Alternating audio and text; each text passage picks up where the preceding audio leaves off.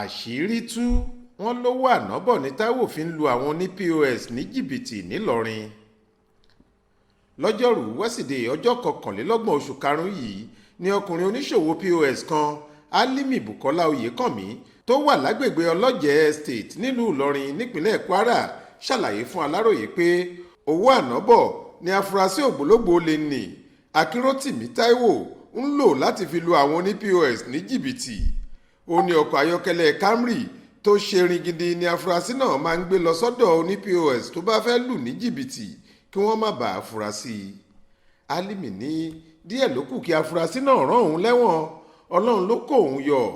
Ó ní lọ́jọ́ kan ní Taiwo wá sí ṣọ́ọ̀bù òun pé oníṣòwò pàtàkì kan òun sì máa ń ra ọ̀kadà fáwọn ọlọ́kadà tí wọn yóò sì máa dá owó padà ní gbogbo ọjọ́ Ẹtì Friday, ṣùgbọ́n òun fẹ́ kí wọ́n máa fi owó náà ṣọwọ́ sí àkáǹtì òun Alimi oní POS tóun yóò sì máa padà wá gbà á tí owó náà bá ti wọlé.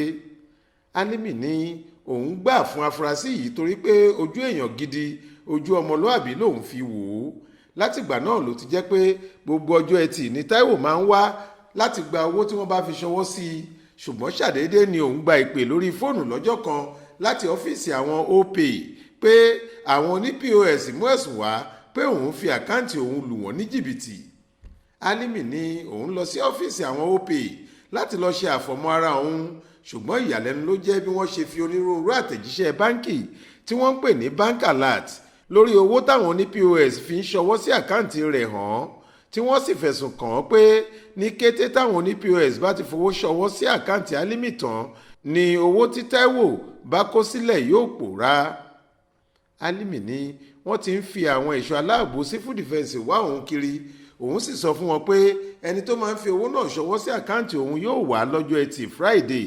Báyìí ni wọ́n ṣe mú Taiwo ní bí oṣù mélòó kan sẹ́yìn, ṣùgbọ́n wọn kò rí ọwọ́ òfin fi mú un nítorí pé owó Anabọ ló ná. Yóò kówó fún àwọn oní POS pé òun fẹ́ fi ṣọwọ́ sí àkáǹtì kan, àwọn yẹn náà yóò sì bá a fi ṣọwọ́ síbẹ̀, ṣùgbọ́n ní kété tí Taiwo bá ti kúrò lọ́dọ̀ wọn ni gbogbo owó náà á ti pòórá bí iṣó tí wọ́n á sì wọ́kọ̀ gbèsè. Alimi ní àwọn ẹ̀ṣọ́ aláàbò civil defence padà fi afurasí sílẹ̀ látàrí pé wọ́n ní kò sí ohun tó ń jẹ́ Anabọ nínú òfin.